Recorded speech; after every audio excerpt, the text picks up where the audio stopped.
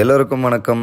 நம்ம இன்றைக்கி என்ன பார்க்க போகிறோம் அப்படின்னா, என்னடா வாழ்க்கை இது அப்படிங்கிறத பற்றியும், வாழ்க்கை என்றால் என்ன அப்படிங்கிற புரிதலை பற்றியும் தான் நம்ம இன்றைக்கி பார்க்க போகிறோம். ஸோ கதைக்குள்ளே போகிறதுக்கு முன்னாடி நம்ம ஒரு விஷயத்தை ரொம்ப தெளிவாக தெரிஞ்சுக்கணும். எல்லா மனிதர்களோட வாழ்க்கை முறையும், எல்லா மனிதர்களோட அனுபவங்களும் ஒரே மாதிரியாக இருக்காது அப்படிங்கிறத நம்ம மிக தெளிவாக புரிஞ்சுக்கணும். எல்லாருக்கும் ஒரு விதமான வாழ்க்கை முறை, ஒரு விதமான அனுபவங்கள் நிறைந்தது தான் வாழ்க்கை, நிறைய ஆச்சரியங்கள் நிறைந்தது தான் வாழ்க்கை அப்படிங்கிறத சொல்லிவிட்டு கதைக்குள்ளே போகலாம் வாங்க. புதுமை அப்படிங்கிற ஒரு ஊரில் பதகன் அப்படிங்கிற ஒருத்தர் வாழ்ந்துட்டு வராரு. அவர் தினமும் சாதாரணமான கிடைக்கிற வேலைகளுக்கு போயிட்டு குடும்பத்தை சந்தோஷமாக பார்த்துக்கிட்டு முடிஞ்ச வர அவங்களோட தேவைகளை பூர்த்தி பண்ணுறது தான் அவரோட முதன்மையான ஒரு விஷயமாக வச்சுருக்காரு. ஸோ அப்படி அவரோட வாழ்க்கை முறை ஓடிக்கிட்டு இருக்கும்போது அவருக்குள்ள சில கேள்விகள் வருது. ஸோ என்னடா வாழ்க்கை இது, நம்ம என்ன இப்படி ஒரு வாழ்க்கை வாழ்ந்துட்டுருக்கோம் அப்படின்னு யோசிக்கிறாரு. காரணங்கள் என்னென்னா, அதுக்கான ரொம்ப கஷ்டமான ஒரு சூழ்நிலைகளோ, ஒரு சோகமான ஒரு சூழ்நிலைகளோ அவரோட வாழ்க்கையில் வருது. அப்போ அந்த மாதிரியான கேள்விகள் அவருக்குள்ளே வருது. ஸோ அந்த கேள்விக்கான பதில் அவர் தெரிஞ்சுக்கிறதுக்காக அவரோட நண்பர்களும் அவருக்கு தெரிஞ்சவங்ககிட்டலாம் கேட்குறாரு. என்ன வாழ்க்கைனா என்ன, உங்களுக்கு ஏதாவது ஒரு தெரியுமா, அது எப்படி நான் புரிஞ்சுக்கணும், அது எப்படி நான் தெரிஞ்சுக்கணும் அப்படின்ற மாதிரி கேள்வி கேட்குறாரு. அப்போ அவரோட நண்பர்களோ உற்றார் உறவினர்களோ எனக்கு தெரியாது, இதுதான் வாழ்க்கை, அதுதான் வாழ்க்கை அப்படின்ற மாதிரி ஒருத்தரும் ஒரு விதமான கருத்துக்களை அவங்க சொல்லிக்கிட்டு இருக்காங்க. ஸோ அப்போ அந்த கருத்துக்கள் எல்லாமே பதகனுக்கு ஒரு மன திருப்தியை கொடுக்கல. ஸோ அப்போ என்ன பண்ணுறாரு அப்படின்னா, ஒரு சில நேரங்களில் தனிமையில் உட்காந்து யோசிப்போம் அப்படின்னு தனிமையை தேடி போகிறாரு. தனிமையாக உட்காந்து யோசிக்கிறாரு.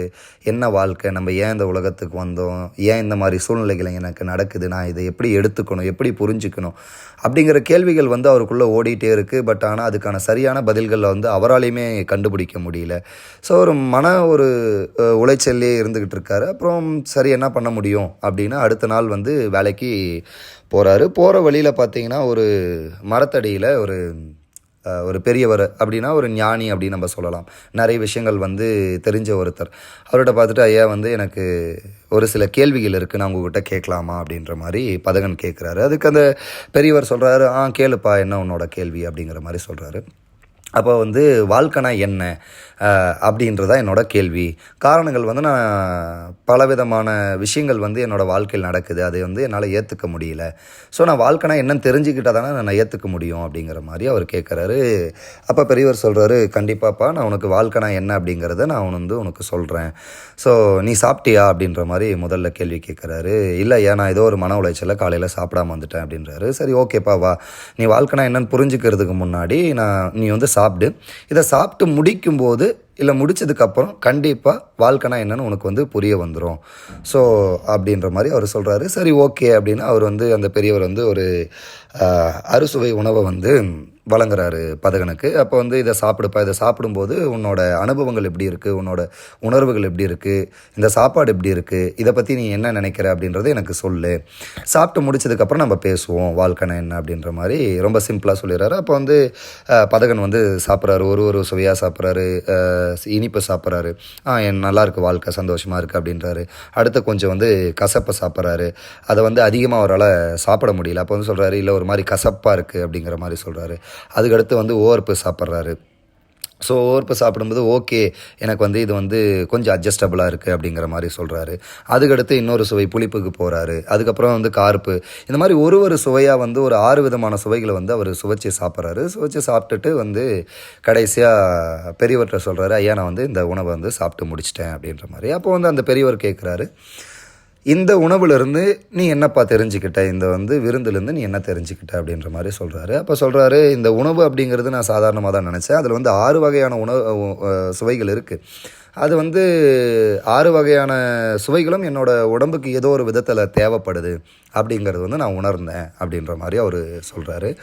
அப்போது நீ சாப்பிட்டுட்டே இருக்கும்போது ஒரு 2 சுவையை சாப்பிட்டு முடிச்சதுக்கப்புறம் நான் 3ஆவது சுவையை நீ சாப்பிடும்போது இந்த சாப்பாடு பற்றி, நான் கொடுத்த மொத்த சாப்பாடை பற்றி உன்னால் என்ன சொல்ல முடியுமா? அதை பற்றி உன்னால் தெளிவான ஒரு விளக்கம் கொடுக்க முடியுமான்னு கேட்டிருந்தா உன்னோட பதில் என்னவா இருக்கும் அப்படின்ற மாதிரி பெரியவர் கேட்குறாரு. அப்போ சொல்கிறாரு, அது எப்படி ஐயா, நீங்கள் கொடுத்தது வந்து 6 சுவையான உணவு. அப்போ நான் வந்து 2ஓ 3ஓ சுவைகளை வந்து நான் சாப்பிட்டதுக்கப்புறம் உடனே வந்து நான் வந்து அந்த முழு சாப்பாடோட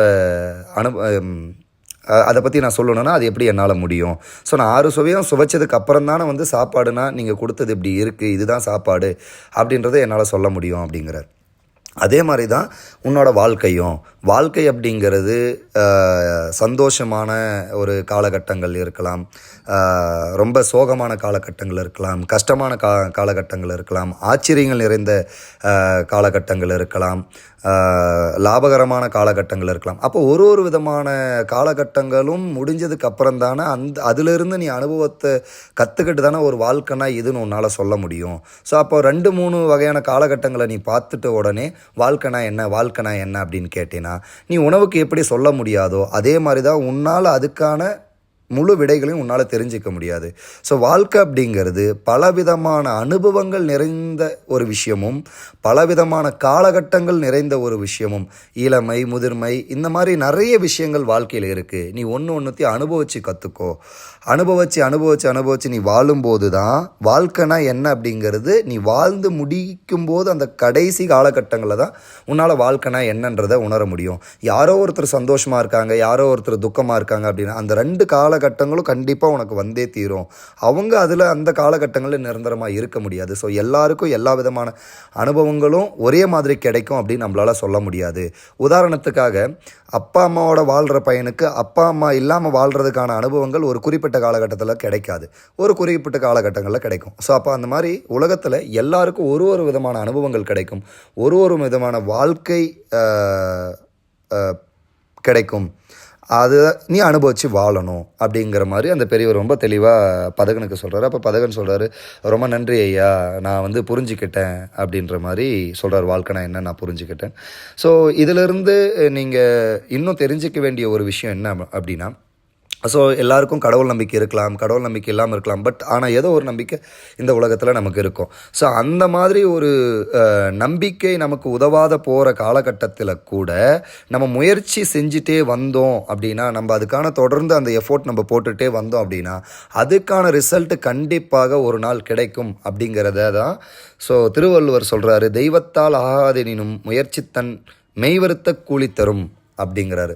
ஸோ எல்லாரும் சந்தோஷமாக கிடைக்கிற வாழ்க்கையை ஏற்றுக்கிட்டு, அப்படி ஏற்றுக்க முடியாத பட்சத்தில் உங்களுக்கு பிடிச்ச மாதிரி வாழ்க்கையை அமைச்சிக்கிட்டு நீங்கள் வாழ ஆரம்பிங்க. உங்கள் வாழ்க்கைக்கான பதிலும் உங்கள் வாழ்க்கைக்கான அனுபவங்களும் உங்கள் கடைசி காலத்தில் கிடைக்கும் அப்படிங்கிறத சொல்லி நான் இந்த வீடியோவை நிறைவு செய்கிறேன். உங்களுக்கு இந்த வீடியோ பிடிச்சிருந்தா நீங்கள் கண்டிப்பாக மறக்காமல் இதை பற்றி நீங்கள் கமெண்ட்டில் சொல்லுங்கள். பிடிச்சிருந்தால் லைக் பண்ணுங்கள், ஷேர் பண்ணுங்கள். இந்த மாதிரி தொடர்ந்து வீடியோக்கள் பார்க்க இந்த சேனலை நீங்கள் சப்ஸ்கிரைப் பண்ணுங்கள். ரொம்ப நன்றி.